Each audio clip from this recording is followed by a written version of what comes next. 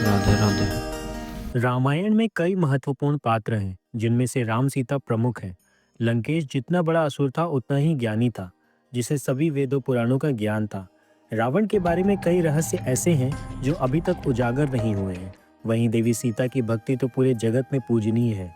देवी सीता की महिमा ऐसी है कि राम से पहले देवी सीता का नाम लिया जाता है। देवी सीता को लक्ष्मी का अवतार माना जाता है। लेकिन विभिन्न रामायणों और पौराणिक कथाओं में देवी सीता के जन्म को लेकर रहस्यमयी और रोचक कथाएं हैं। इसकी वजह यह है कि देवी सीता के माता पिता भले ही सुनैना और राजा जनक कहलाते हैं, लेकिन यह केवल इनके पालक माता पिता हैं। इनका जन्म भूमि से हुआ है, इसलिए इनके जन्म के संदर्भ में कई कथाएं मिलती हैं। इनमें सबसे प्रचलित कथा वाल्मीकि रामायण की है। महर्षि वाल्मीकि ने अपने रामायण में लिखा है कि मिथिला राज्य में अकाल पड़ गया।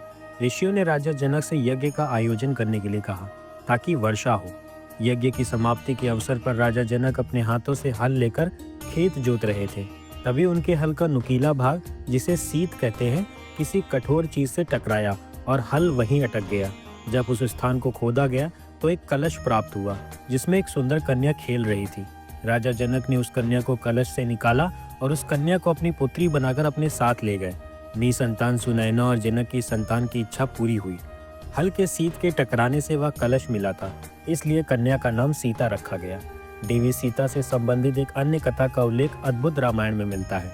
इस रामायण में लिखा है कि रावण ने कहा था कि जब उसके हृदय में अपनी पुत्री से विवाह की इच्छा उत्पन्न हो, तो उसकी पुत्री ही उसकी मृत्यु का कारण बने।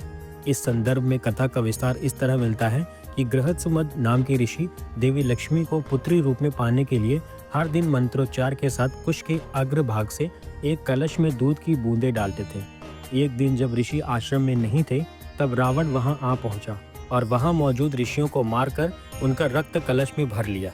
इस कलश को रावण महल में लाकर छुपा दिया। मंदोदरी उस कलश को लेकर बहुत उत्सुक थी कि आखिर इसमें है क्या। एक दिन जब रावण महल में नहीं था, तब चुपके से मंदोदरी ने उस कलश को खोलकर देखा। मंदोदरी कलश को उठाकर सारा रक्त पी गई, जिससे वह गर्भवती हो गई। यह भेद किसी को पता न चले, इसलिए वह लंका से बहुत दूर अपनी पुत्री को कलश में छुपाकर मिथिला भूमि में छोड़ आई। इस तरह सीता को रावण की पुत्री बताया जाता है।